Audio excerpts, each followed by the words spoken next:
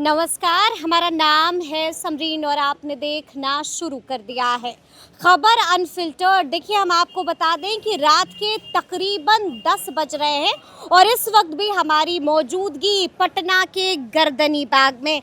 यहाँ की तस्वीरें भी आप देख पा रहे होंगे। आप देख पा रहे होंगे कि अब से कुछ देर पहले यहाँ पर सांसद महोदय पहुंचे थे। पप्पू यादव यहाँ पर अभ्यर्थियों से मिलने पहुंचे थे। तस्वीरों में आपको साफ दिखाई दे रहा होगा कि पप्पू यादव अभी अभी अपनी गाड़ी के पास गए हैं, अभ्यर्थियों से मुलाकात कर दी है, अभ्यर्थियों का हाल चाल भी जाना है। और आपको बता दें कि पप्पू यादव ने अब से कुछ देर पहले यहीं पर बैठ करके बड़ा ऐलान भी कर दिया है। साफ साफ पूछा है सवाल कि आखिर ये लोग क्या चाहते हैं। क्या वाकई में ये लोग चाहते हैं कि मैं पप्पू यादव भूख हड़ताल पर बैठूं? बस इतना ही नहीं, आपको हम ये भी बता दें कि सांसद पप्पू यादव ने यहां तक बोल दिया है कि कल मैं राज्यपाल से मुलाकात करने भी जाऊंगा। तो क्या कुछ कह रहे हैं पप्पू यादव, सबसे पहले आप उनको सुनिए।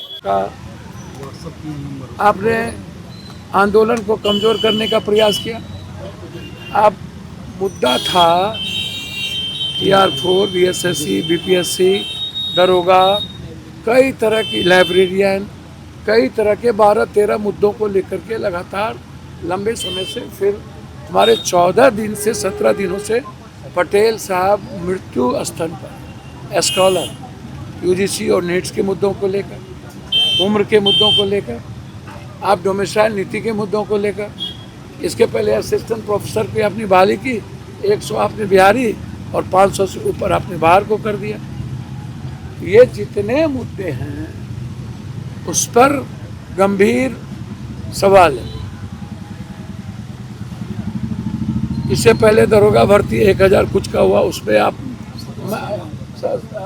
उसमें स्पष्ट रूप से सरकार ने माना कि मेंस में हमारा पूरी तरीके से बगलिंग, आप उसको भी नहीं किए। अब ब्लैक लिस्टेड कंपनी के बारे में आप कुछ भी नहीं देते हैं, कॉपी खाली रहता है, आप उसको 3 रैंकिंग दे देते हैं। निगेटिव मार्क्स को जोड़ दिए जबकि 1-3 में नहीं था। दूसरी चीज़, आप जब STT का एग्ज़ाम आप ले ही रहे, आप पात्रता परीक्षा को आपने प्राथमिकता STT के द्वारा हमारे बच्चों को आपने लिया। एक बच्चों के साथ कितना बार आप बार टॉर्चर करोगे? अब आप मेंस की बात करते हो और आप कहते हो बच्चों ज्ञान देगा। तो कौन सा प्रधानमंत्री मुख्यमंत्री को, अब मंत्री को ज्ञान है कि हमारे बच्चे ज्ञान ना दे? जो बच्चे पढ़े लिखे हैं, अपने भविष्य की बात करते हैं, भैया जो काम करे सुई, क्या करे तलवार। दशमलव, कोमा, हैफन, रेफन सबकी वैल्यू है।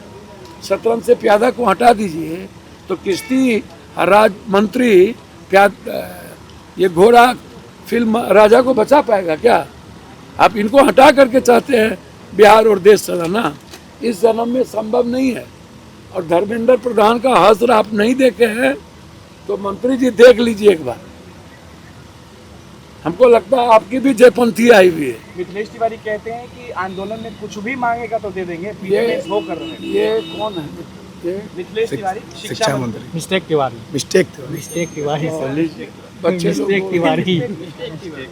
भैया, जो लड़का नाम लिखना नहीं जानता है उसको आपने नौकरी दे दी। आप प्रतियोगिता लिखा लो तो, और हमारे हिंदी के बच्चों को 12-20 मार्क्स से आप लाके इंग्लिश वाले पैसा दे रहे हैं। और Hindi middle class, lower middle class, किसान का परिवार, गरीब का परिवार, जनरल क्लास, ना कोई जाति, ना धर्म, ना मजहब, आप उसको बर्बाद कर रहे हैं। तो लगातार कहीं पर लोग भूख हड़ताल बैठे हुए हैं, कहीं धरना पर बैठे हुए हैं। अब ये लोग चाह रहे हैं कि मैं भूख हड़ताल पर बैठूं। कल मैं गवर्नर साहब से मिलूंगा। क्या यहाँ से भी लोग जाएंगे? आप निश्चित रूप से इन्हीं लोगों को मिलना है। मैं एक माध्यम हूँ, बात यही लोग रखेंगे। मैं किसी भी आंदोलन का हिस्सा सिर्फ इनके मोरल सपोर्ट और इनके जो मेरे बच्चे हैं, मेरे परिवार के बच्चे हैं, जिसके साथ इमोशंस है, मेरा संवाद है। राहुल गांधी जी लगातार अपने सरकार को कुर्बान करने को तैयार थे। उन्होंने पत्र लिखा, बच्चों को सेंटिमेंट के साथ जुड़िए, उनके भावनाओं के साथ अनादर नहीं किया जाए। और हमारे मुख्यमंत्री हेमंत सोरेन ने जो black listed company Uttar Pradesh की थी, जो बीजेपी के बड़े नेताओं की थी, उनको सामने लाया। पदाधिकारी को SIT के तलब किया गया, पूरी परीक्षा, और हाईकोर्ट ने उसको स्टे कर दिया। हाईकोर्ट को चाहिए था कि आपके मॉनिटरिंग में पहले जांच हो जाए, इसमें कोई बच्चा दोषी नहीं है। जो पहले आप जांच करते, आप स्टे कैसे कर दिए भाई? अब मार दो पप्पू यादव को, ये गलत प्रक्रिया है। आप स्टे कर दिए, हम जरूर आपका सम्मान करेंगे, लेकिन आपको आपके मॉनिटरिंग में CBI की जांच करा लेनी चाहिए। और जो लोग इसमें दोषी, ब्लैक लिस्टेड कंपनी या जो पदाधिकारी या जो माफिया इसमें दोषी, उसको आप संपत्ति छीन लेते। लेकिन जब सरकार ने एक बड़े विचार करके इन मुद्दों को लाया, हम सरकार से आग्रह करेंगे अविलंब सदन बुलाइए और सदन में इस चीज को पास करिए। ये सही नहीं हो। चारों तरफ से बच्चों पर हमला। और बिहार के बारे में मेरा इतना ही है, रोपिएगा बबूल, खाइएगा खजूर, गोबर पर घी कितना डालिएगा। बड़े मियाँ तो बड़े मियाँ, छोटे मियाँ सुहान अल्लाह। इसीलिए ये लोग जैन जी और जैन अल्फा का ताकत देखा है। और मुझे तो लगता है इन्हीं लोगों के कारण एक दिन 6 महीने से साल भर के अंदर नेता, माफिया, पदाधिकारी से हिसाब भी मांगेंगे। संपत्ति जो लूटा है वो भी देना पड़ेगा आम लोगों को। जैन जी इन लोगों के घर के आगे निकालेंगे भी। हम तो चाहेंगे 18 वर्ष की उम्र का अब बच्चा MLA MP के लिए खड़ा हो। कानून लाइए। 25 साल बकवास है, 18 साल लाइए और इन नेताओं का जो पाप है कुकर, उसको खत्म करिए। भैया नहीं कोई सवाल। वित्त रहित कॉलेजों के लिए गैर अनुदानित तो सुना आपने कि सांसद पप्पू यादव ने यहीं पर बैठ करके क्या ऐलान किया है, क्या कुछ कहा है, वो हमने आपको सुनाया है।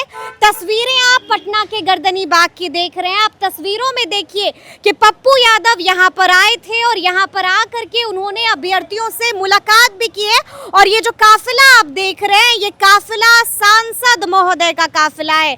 ये काफिला पप्पू यादव का काफिला है। पप्पू यादव काफी भड़क उठे थे, गुस्से से लाल हो गए थे और साफ साफ पूछा है कि बताइए ना क्या चाहते हैं आप लोग। तो अब देखना होगा कि आगे आगे क्या कुछ होता है। तो फिर ये पूरी वीडियो, पूरी जानकारी आपको कैसी लगी है, कमेंट करके हमें ज़रूर बताइएगा। तो ऐसे तमाम अपडेट्स के लिए बिल्कुल ऐसे ही हमारे साथ बने रहिएगा और देखते रहिएगा खबर अनफिल्टर्ड। यदि अब तक आपने हमारे चैनल को सब्सक्राइब नहीं किया है तो फिर झटपट कर दीजिएगा और फेसबुक पर भी हमें फॉलो करना हरगिज़ नहीं भूलिएगा। बहुत शुक्रिया आपका।